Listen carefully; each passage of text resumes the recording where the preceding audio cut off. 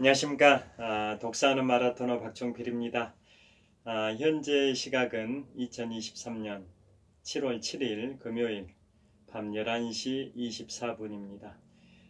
지금부터 제가 미국의 역대 대통령 중에 41대 대통령 조지 허버트 워커 부시 대통령, 제42대 대통령 빌 클린턴 대통령, 제43대 대통령 조지 워커 부시 대통령 이상 세 분의 미국의 역대 대통령들에 관하여 말씀드리도록 하겠습니다. 자, 그 세 분을 각각 좀 평가를 한다면 공통점은 다 미국의 북동부 지역의 명문 8개 사립대 이른바 아이비리그 중에 하나인 에일 대학교 출신 분들이라는 공통점이 있습니다. 자, 그리고 이제 41대 대통령 조지 허버트 워커 부시 대통령은 이른바 아버지 부시 대통령이라고 칭합니다. 이분은 한마디로 평가한다면 새로운 세계 질서를 시작했다. 즉 새로운 세계 질서를 열었던 대통령이다 라고 평가를 받습니다. 그리고 두 번째 42대 대통령 빌 클린턴을 한마디로 평가한다면 최고 경기 호황 시대의 행복한 대통령이었다 라고 평가를 할 수가 있습니다. 빌 클린턴 대통령 시절에 경기가 세계 경기의 상황이 최고의 호황기였습니다. 그래서 경제 호황 시대의 행복한 대통령으로 평가를 받고 있습니다. 그리고 마지막으로 조지 워커 부시 대통령, 즉 제43대 대통령은 테러와의 전쟁을 통해 일방 외교를 펼쳤다라고 평가를 받습니다. 2001년 9.11 테러가 발생했던 게 43대 대통령 조지 워커 부시 대통령, 즉 이른바 아들 부시 대통령이 취임하고 나서 불과 한 8달 정도 된 시점에서 9.11 테러가 발생이 돼서 아프가니스탄 전쟁, 이라크 전쟁 등을 수행했던 대통령이 이른바 아들 부시 대통령입니다. 자, 그래서 이제 순차적으로 말씀을 드리도록 하겠습니다. 첫째, 그 41대 대통령 아버지 부시 대통령, 아버지 부시 대통령은 풀네임으로 조지 허버트 워커 부시 대통령이라고 칭합니다.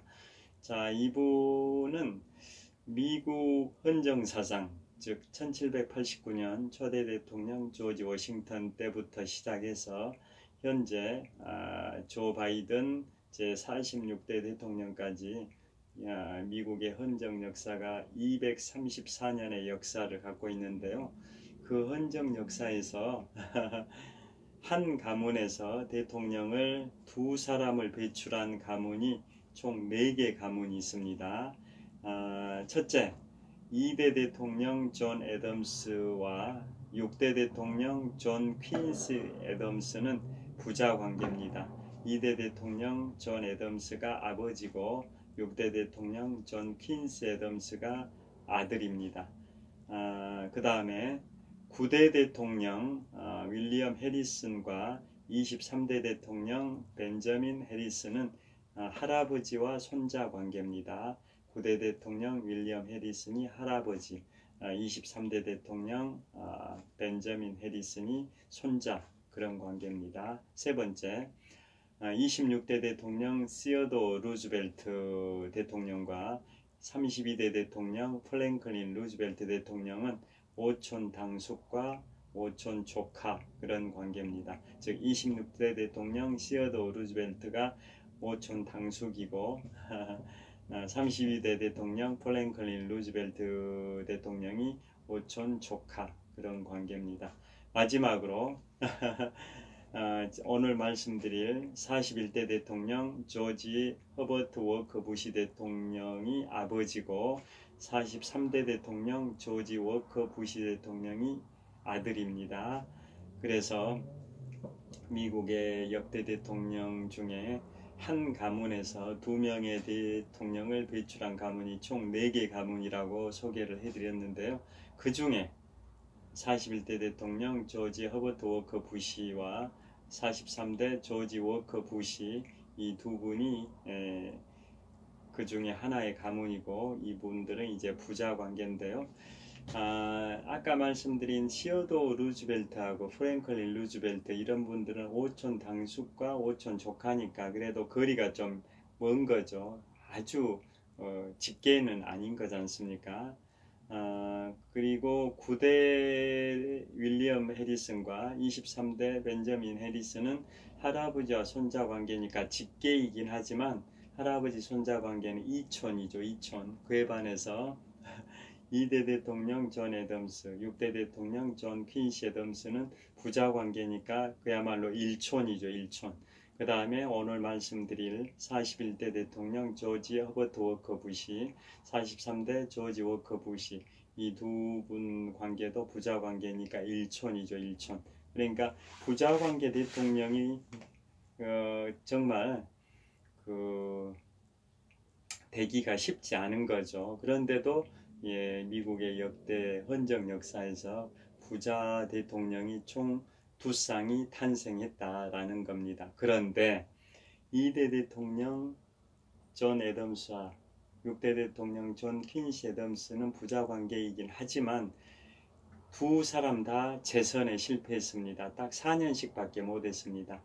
아버지인 2대 대통령 존 애덤스도 4년밖에 못하고 재선에 실패했고, 그 다음에 6대 대통령 존 퀸시 애덤스도 4년밖에 못하고 재선에 실패를 했습니다. 그에 반해서 오늘 말씀드릴 41대 대통령 조지 허버트 부시 대통령은 재선에 실패했지만 그의 아들인 43대 대통령 조지 워커 부시 대통령은 재선에 성공을 했습니다. 그러니까 오늘 말씀드리는 41대와 43대 대통령, 이 두 분은 부자 관계로서 미국의 헌정 역사상 두 번째 부자 대통령이 탄생한 거고, 또 미국 헌정 역사에서 재선에 성공한 최초의 아들 대통령이다 라는 겁니다. 그러니까 아버지는 재선에 실패했지만 아들은 재선에 성공했기 때문에 오늘 소개해드릴 41대와 43대 이 대통령분들은 미국 헌정 역사상 두 번째 부자 대통령이면서 그 부자 대통령 중에 아들은 재선에 성공한 미국 역사상 최초의 아들 대통령이다. 뭐 그런 기록을 갖고 있습니다. 자, 그래서 이제 먼저 41대 대통령 조지 허버트 워커 부시 대통령, 이른바 아버지 부시 대통령이라고 칭하죠. 그에 반해서 43대 대통령 조지 워커 부시 대통령은 이른바 아들 부시 대통령이라고 칭합니다. 그러니까 이름이, 풀네임이 아버지 부시는 허버트가 들어가 있습니다. 허버트. 반면에 아들 부시는 허버트라는 말이 안 들어가 있습니다. 다시 말씀드리면 41대 대통령은 조지 허버트 워커 부시고 43대는 조지 워커 부시 대통령이다, 이런 뜻입니다. 그러니까 아버지 부시 이름에 허버트라는 말이 추가되어 있다라고 기억하시면 됩니다. 자, 그래서 지금부터는 그냥 간단하게 41대 대통령은 아버지 부시 대통령, 43대 대통령은 아들 부시 대통령이라고 약칭으로 칭하겠습니다. 자, 그래서 아버지 부시 대통령부터 설명드리겠는데요. 아까 말씀드린 것처럼 새로운 세계 질서를 열었던 대통령으로 평가를 받습니다. 이분은 대통령 시기가 딱 4년밖에 못 하셨는데요. 1989년 1월부터 1993년 1월까지 딱 4년을 했습니다. 그 시기에 세계 역사에 어떤 게 펼쳐졌냐면, 왜 아버지 부시 대통령을 새로운 세계 질서를 열었다, 즉 시작했다라고 평가할까요? 그 이유는 아버지 부시 대통령 시절에 동유럽의 공산국가가 몰락을 했습니다. 붕괴됐습니다. 또 구소련도 해체가 됐습니다. 그리고 독일이 1989년 말에 베를린 장벽이 무너지고 이듬해인 1990년 10월 달에 독일이 통일이 됐습니다. 동독과 서독이 합해져 가지고 하나의 독일, 통독이라고 하죠. 통독. 독일이 통일됐던 게 1990년 10월인데요. 그게 바로 아버지 부시 대통령 시절에 있었습니다. 그러니까 그 전까지는 제2차 세계대전이 1945년에 끝난 다음에 1989년 동유럽 공산권 또 소련이 붕괴되고 1990년에 독일이 통일될 때까지 그 시기 1945년부터 1990년 이 시기까지는 대략 45년의 역사지 않습니까? 2차 세계대전 종전 시점부터 동유럽 공산권과 소련의 이제 붕괴 뭐 이런 그 시기까지 대략 45년 동안은 그야말로 냉전 시대죠. 냉전 시대. 콜드워 냉전 시대. 공산 진영을 대표하는 구소련과 자유 진영을 대표하는 미국 간의 그 계속적인 무기 경쟁 또 그 뭐 경제 전쟁 그리고 다양한 형태의 보이지 않는 실제 전쟁을 하진 않았지만은 그 보이지 않는 그 긴장 관계가 계속 유지됐었던 한 45년의 세월 그걸 콜드워 냉전 시대라고 하지 않습니까? 그래서 아버지 부시 대통령 때 동유럽이 해체되고 소련이 해체되고 독일이 통일이 이루어졌다라는 것은 공산권이 몰락했다라는 뜻이지 않습니까? 그래서 아버지 부시 대통령 시절에 그런 공산권들이 다 몰락을 했기 때문에 그 이후로는 그 냉전 시대에는 자유진영을 대표하는 미국과 공산진영을 대표하는 소련 간에 그야말로 세계 정상권에서 두 국가가 두 강국이 양강이죠. 양강체제 두 강국이 서로 냉전을 펼쳤었는데요. 1989년, 90년 이때 제 아버지 부시 대통령 시절에 그러한 공산권들이 몰락을 하면서 이제는 공산 세력들은 굉장히 힘이 빠져버리고 자유진영을 대표하는 미국이 그야말로 유일한 세계 최대 강대국으로 부상해버렸다. 그래서 이제 새로운 세계 질서가 열렸다. 그래서 아버지 부시 대통령을 한마디로 평가하면 새로운 세계 질서를 열었던 대통령이다. 즉 제41대 미국 대통령 조지 허버트 워커 부시 대통령이 그러한 평가를 받고 있습니다. 자, 그분의 양력을 좀 소개를 해드리겠습니다. 그분은 기본적으로 가문이 빵빵한 가문입니다. 영국의 윌리엄 왕가의 후손입니다. 영국의 윌리엄 왕가의 후손이고 그 아버지 부시 대통령의 할아버지는 철강업자로 굉장히 부유했었습니다. 그리고 아버지 부시 대통령의 아버지는 코네티컷주의 상원 의원을 했습니다. 연방 상원 의원이 아니고 50개 주 중에 하나인 코네티컷주의 상원 의원을 했습니다. 그리고 이제 드디어 아버지 부시 대통령 시절이 오는데요. 아버지 부시 대통령은 1924년생입니다. 그러니까 어제 말씀드렸던 39대 대통령 지미 카터 대통령과 동년배입니다. 1924년생. 그래서 이 아버지 부시 대통령은 18살의 나이에 어렸을 때부터 귀족 사립학교 미국이 귀족 사회는 아니었죠. 그런데 귀족형 사립학교 즉 VIP 부유층들이 다녔던 그런 엘리트 양성 사립학교라고 생각하시면 됩니다.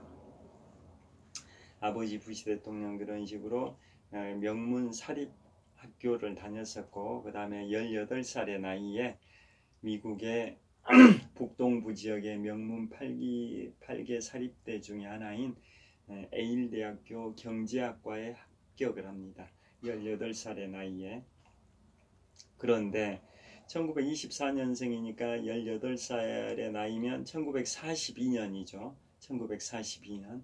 그때 2차 세계대전에 미국이 참전을 하게 됩니다.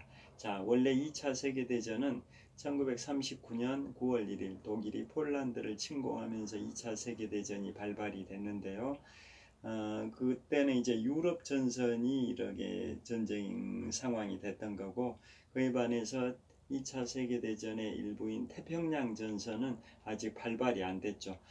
독일이 폴란드를 침공했던 1939년 9월 1일로부터 대략 한 2년 3개월 정도가 지난 1941년 12월 7일에 일본의 가미가제 특공대가 미국 하와이 진주만을 기습 폭격하면서 2차 세계대전에 태평양 전선이 개전이 됐었던 거지 않습니까? 그 간격이 한 2년 3개월 되는데요. 그래서 미국에서는 유럽에서 2차 세계대전이 발발했을 때 미국은 거기에 참전하진 않았었죠. 왜냐하면 1차 세계대전에서 미국이 참전하는 바람에 많은 손해를 봤기 때문에 그 뒤로 1930년대에 법을 만들었습니다. 중립법이라 해가지고 다른 나라의 전쟁에 함부로 참전하지 마라 라는 취지의 중립법이 미국에서 제정이 돼가지고 함부로 전쟁에 참여하지 않게 된 거죠. 그래서 2차 세계대전 월드워 2가 발발이 됐을 때 미국은 유럽 전선에 전쟁이 발생이 됐는데도 불구하고 참전을 하지 않고 있었던 거죠.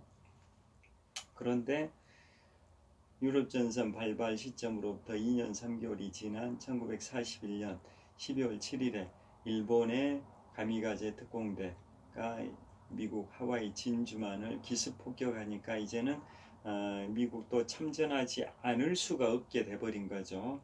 제가 지금부터 넉 달 전인, 오늘이 7월 7일인데요.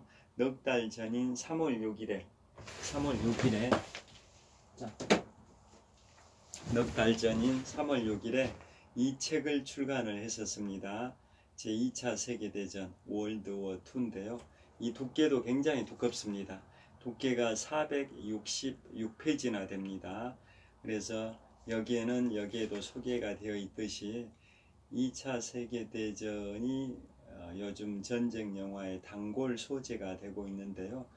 그 2차 세계대전 기간 6년 정도 기간 중에 20개의 주요 전투들을 여기에서 소개를 하고 있습니다. 그래서 이 책 두께도 두꺼운 466페이지 분량의 제2차 세계대전 월드워 2를 제가 지금부터 4개월 전인 2023년 3월 6일에 인문학서적 네 번째 작품으로 출간한 책인데요. 그래서 제가 2차 세계대전에 대해서는 많이 연구를 했습니다. 여하튼 죄송합니다. 여하튼 2차 세계대전이 이제 태평양 전쟁이 발발된 게 1941년 12월 7일이고, 그래서 본격적으로 2차 세계대전 태평양 전선은 1942년부터 시작을 한 거죠. 그래서 그 당시에 아버지 부시 대통령의 나이가 18살입니다. 에일 대학교 경제학과 입학 허가서를 받은 상태에서 아버지 부시 대통령이 대학에 진학하지 않고 입학 허가서만 받은 상태에서 2차 세계대전 태평양 전선에 해군 조종사로 참전을 합니다. 해군 조종사로. 그래서 거기에서 엄청난 활약을 합니다. 죄송합니다. 활약을 하는데 총 해군 조종사로 참전해가지고 58번 출격을 합니다. 58회나 출격을 해가지고 많은 공훈을 세우게 됩니다. 그래서 아버지 부시 대통령은 18살의 젊은 나이에 예일대학교 경제학과 입학 허가서를 받았지만 학교에 가지 않고 국가를 위해서 헌신하기 위해서 2차 세계대전 태평양 전선에 해군 조종사로 참전해가지고 전투기 출격 횟수가 58회나 되고 무공 훈장을 3개나 받았습니다. 그 정도로 아버지 부시 대통령이 국가를 위해서 헌신, 희생하는 그러한 모범적인 모습을 보였었습니다. 그리고 참고로 미국의 2차 세계대전 이후에 해군 출신의 대통령들을 소개를 해드린다면 35대 대통령 존 F 케네디, 37대 대통령 리처드 닉슨, 38대 대통령 제럴드 포드, 39대 대통령 지미 카터, 그 다음에 오늘 지금 말씀드리는 41대 대통령 조지 허버트 워커 부시 이상 5분의 대통령이 2차 세계대전 이후에 미국의 대통령 중에 해군 출신이다, 이런 취지입니다. 그래서 아버지 부시 대통령은 2차 세계대전 당시에 태평양 전선에서 많은 무공을 세울 정도로 국가를 위해서 헌신하고 희생, 봉사했던 분입니다. 그리고 이제 1945년도에 2차 세계대전이 끝나고 나서 아버지 부시 대통령이 결혼을 합니다. 누구와 결혼을 하냐? 바버라 여사라는 분과 결혼을 합니다. 바버라 여사는 그 당시에 맥콜 매거진이라는 그 잡지사가 있었습니다. 맥콜 매거진 잡지사의 발행인의 딸이 바로 바버라 여사입니다.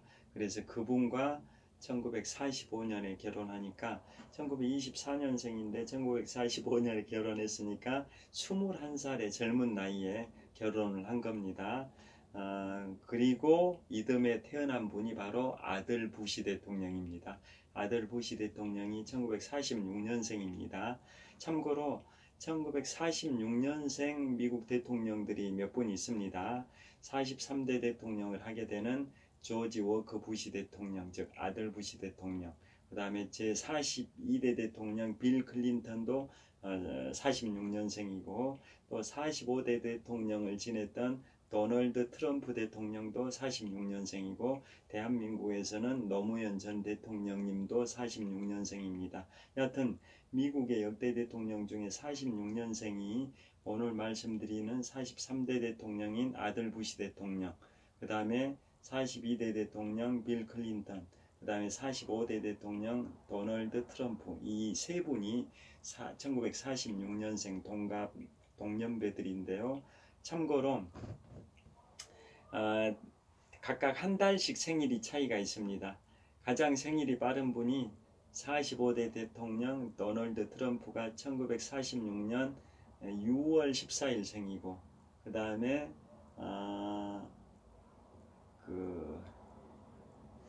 다음 달에 태어난 분이 1946년 7월 달에 태어난 분이 제 43대 대통령 아들 부시 대통령이고, 그 다음에 그 다음 달인 1946년 8월에 태어난 분이 좀 이따 말씀드릴 42대 대통령 빌 클린턴입니다.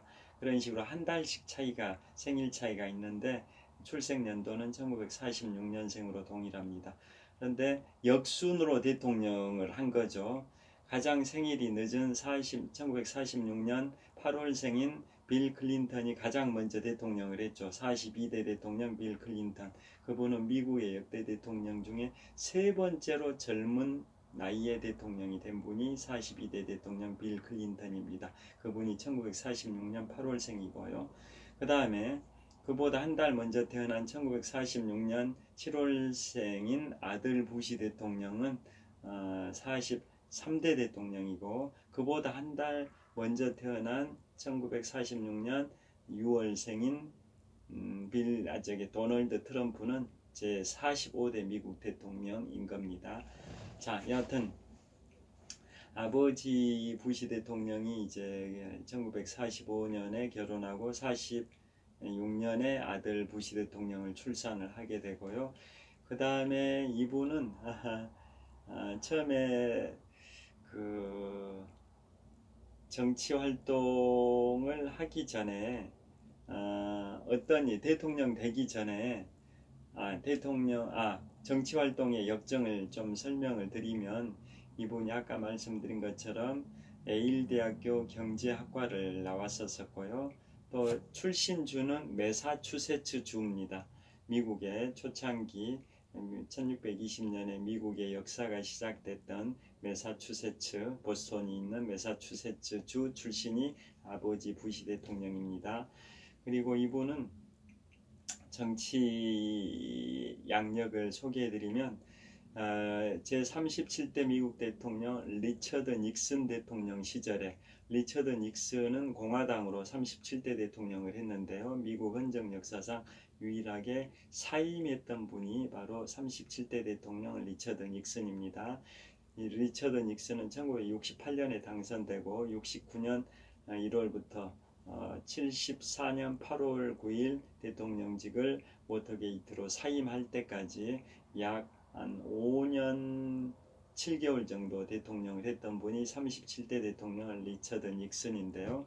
이분 시절에, 리처드 닉슨 대통령 시절에 아버지 부시는 UN 주재 미국 대사, 또 중국 주재 미국 대사를 지냈었습니다. 닉슨 시절에. 그 다음에 그 닉슨 대통령이 1974년 8월 9일에 워터게이트 사건으로 탄핵에 몰리다 보니까 탄핵 당하기 전에 자진 사임을 했지 않습니까? 그게 1974년 8월 9일인데요. 그래서 그 당시에 대통령이 사임하니까 부통령이었던 제럴드 포드가 대통령직을 승계해서 닉슨의 자녀 임기인 2년 5개월 정도를 제럴드 포드가 38대 대통령으로 직무 수행을 하는데요. 포드 대통령 시절에 아버지 부시는 CIA 국장까지 합니다. 중앙정보부 국장을 한 겁니다. 그 다음에 아버지 부시는 또 1980년에는 로널드 레이건 대통령이 당선이 될 때 공화당의 대통령 후보 경선전에서 로널드 레이건과 아버지 부시가 격돌을 했습니다. 그런데 로널드 레이건이 공화당의 대통령 후보로 확정이 돼버리는 바람에 아버지 부시는 부통령 후보가 된 겁니다. 그게 1980년입니다. 그래서 로널드 레이건 대통령이 1980년에 당선이 되고 81년 1월부터 89년 1월까지 8년 동안 공화당으로 제40대 미국 대통령을 했는데요. 그때 아버지 부시는 로널드 레이건 대통령 시절에 부통령을 8년을 했었습니다. 부통령. 그러고 나서 부통령 8년을 한 다음에 로널드 레이건 대통령 시대가 89년 1월에 끝나기 직전에 아버지 부시가 1988년 대통령 선거에 출마를 한 거죠. 즉 미국의 레이건 행정부에서 부통령을 하고 있던 아버지 부시가 1988년 대한민국에서 서울올림픽이 열렸던 1988년에 아버지 부시가 부통령 시절에 대통령에 출마를 했습니다. 그래서 이제 당선이 된 건데요. 자, 그래서 이분은 그 당선될 무렵에 어떤 게 있었냐면, 자, 로널드 레이건 대통령의 그 8년 기간 동안 이른바 레이건오믹스라는 경제 정책이 대대적으로 시행이 됐는데요.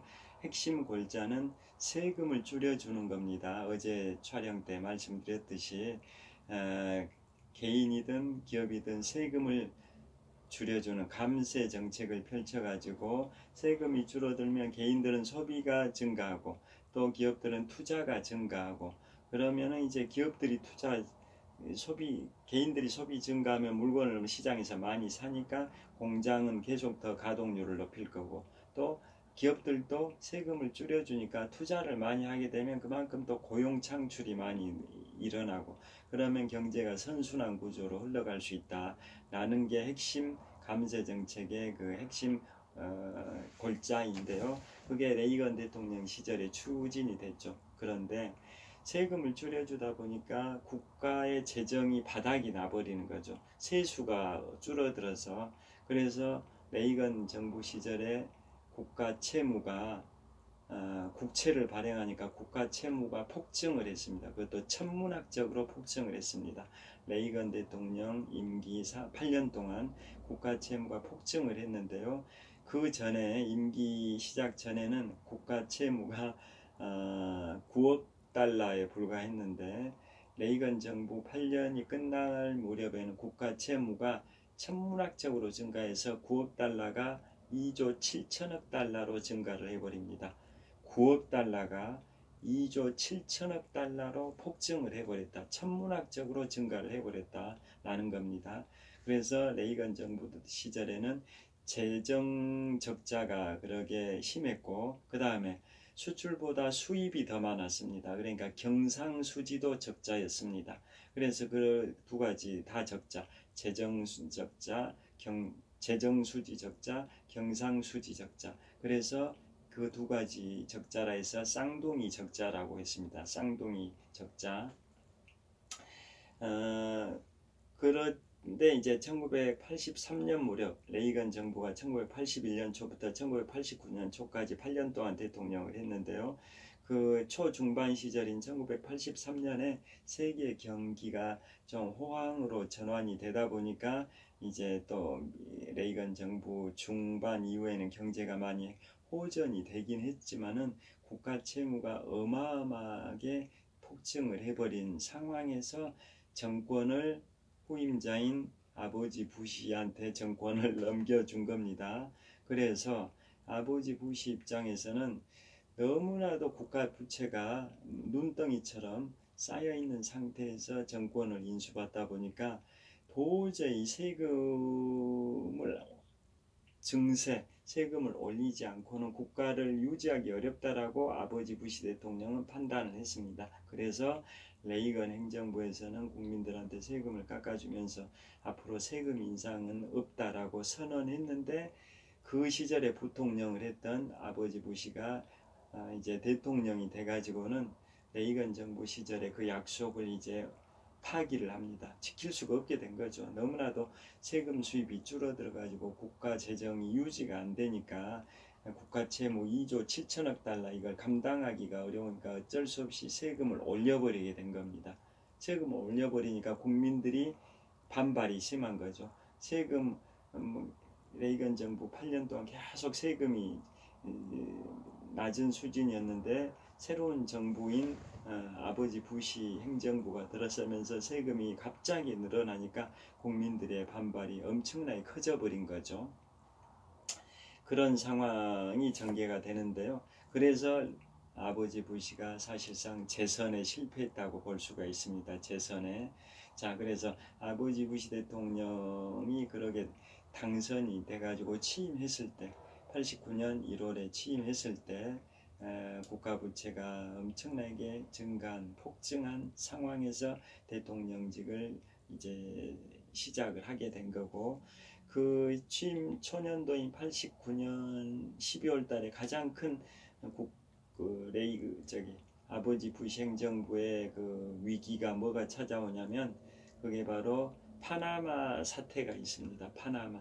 그건 뭐냐면 파나마의 대통령이 마약 조직과 연계해가지고 마약을 이렇게 제조하고 유통시키는 뭐 보스 역할 비슷하게 했었습니다. 파나마 현직 대통령이. 그래서 미국에서는 그 중남미 지역의 마약들이 미국으로 유입되면은 미국이 병들게 되니까 마약을 퇴치시키기 위해서 미군을 파나마에다가 파견을 했었습니다. 그런데 그 파나마 대통령, 마약의 보수 역할을 하는 파나마 대통령이 파견된 미국 군인들을 살상을 했습니다. 그래서 미국 입장에서는 자국의 군인이 그 파나마 정부로부터 살해되니까 도저히 묵과할 수 없는 사태가 발생된 겁니다. 그래서 바로 아버지 부시 행정부에서는 군대를 동원해서 파나마를 공격합니다. 그래서 불과 48시간도 안 돼가지고 파나마를 점령을 하고 그 다음에 파나마 그 마약의 보스 역할을 했던 파나마 현직 대통령을 체포를 해서 미국 법정에 세우게 됩니다. 그게 아버지 부시 행정부의 가장 큰 사건으로 취임 첫 해인 89년 12월에 있었던 일이고요. 그 다음에 그 무렵에 이제 동구권 공산권들이 붕괴가 됩니다. 체코, 헝가리, 여러 그 동구권 공산 국가들이 있지 않습니까? 하나둘씩 소련의 위성 국가들이었죠.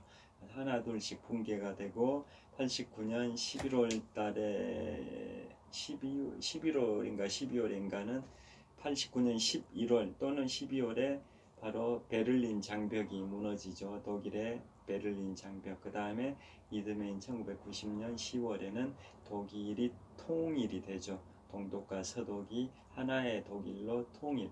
그래서 약칭 통독이라고 하지 않습니까? 그런 게 다 아버지 부시 대통령 시절에 일어났던 일이고요. 그 다음에 또 가장 큰 이슈가 뭐죠? 아버지 부시 대통령 시절에 1990년 8월에 저의 대학교 4학년 때입니다. 1990년 8월에 이라크의 사담 후세인이 쿠웨이트를 침공하죠. 1990년 8월에 석유 자원을 확보하고 중동의 주도권을 잡기 위해서 이라크의 사담 후세인이 쿠웨이트를 침공합니다. 그래서 아버지 부시 대통령 행정부 시절인데요. 그래서 아버지 부시 대통령은 무방국들과 함께 다국적군을 결성을 해서 이듬해 1월 17일 날, 즉 1991년 1월 17일 날 이른바 사막의 폭풍 작전이라는 작전명으로 미국을 필두로 한 다국적군이 이라크를 공격을 합니다. 그래서 불과 6주 걸렸습니다. 1991년 1월 17일부터 2월 28일까지 딱 6주입니다. 1991년 1월 17일부터 2월 28일까지 딱 6주 동안 미국을 필두로 한 다국적군이 이라크를 공격해가지고 이라크의 사담 후세인을 체포를 했던 거죠. 그런데 그때 아버지 부시 대통령 시절에는 사담 후세인을 죽이진 않았었습니다. 그냥 그 항복을 받아냈지 대통령인 사담 후세인을 죽이진 않았습니다. 그런데 나중에 아들 부시 대통령 시절에는 이라크 전쟁이 발생하면서 사담 후세인을 체포해가지고 죽이기까지 했었던 거죠. 여하튼 아버지 부시 대통령 시절에 그 걸프전이 발생이 됐고, 그 당시에 우리나라에서도 그 걸프전 시절에 차량 2부쟁 요일제는 아니고 차량 2부제인가 제도를 시행했던 것 같아요. 걸프전이 발생하니까 석유 수송망에 좀 차질이 원유 생산 이런데 차질이 발생하다 보니까 유가가 많이 오르고 그러니까 차량 2부제를 했던 걸로 제가 어렴풋이 기억납니다. 1991년이면 벌써 지금부터 32년 전인데요. 그때 아버지 부시 대통령 시절에 발생했던 게 걸프전입니다. 그런데 그 걸프전이 불과 6주 동안 발생이 돼서 미국을 포함한 다국적군이 승리를 했는데요. 그때 미국군 전사자는 125명 뿐이었습니다. 125명 뿐이었습니다. 그런데 이라크군 전사자는 몇 명이었을 것 같습니까? 5만 명에서 10만 명으로 추정이 됩니다. 자, 미국군 전사자는 불과 125명 뿐인데요. 이라크군 전사자는 5만 명에서 10만 명으로 추정이 됩니다. 대략 400배에서 800배 정도 규모 차이가 나는 거죠. 제가 최근에 무슨 미국의 역대 대통령 3분씩 소개해드리고 있는데요. 그 중에 제 7대 대통령이 앤드류 잭슨입니다. 앤드류 잭슨, 이분은 미국의 달러 지폐 7가지 지폐 권종 중에 20달러 지폐의 주인공이기도 합니다. 1달러의 지폐 주인공이 초대 대통령 조지 워싱턴, 2달러 화폐 지폐 주인공이 3대 대통령 토머스 제퍼슨, 5달러 화폐 주인공이 16대 대통령 에이브러햄 링컨, 10달러 화폐 주인공이 초대 재무장관 알렉산더 해밀턴, 20달러 지폐가 지금 말씀드리는 7대 대통령 앤드류 잭슨, 그다음에 50달러 지폐 주인공이 18대 대통령인 율리시스 그랜트, 이분이 남북전쟁 당시 북부군의 총사령관 율리시스 그랜트가 50달러 화폐 주인공이고요. 그 다음에 100달러 화폐 주인공이 누구냐? 바로 독립선언서 기초했던 5인방 중에 한 분인 벤저민 프랭클린이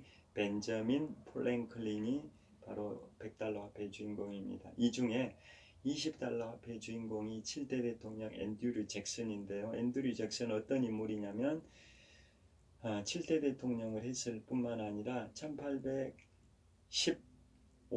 1월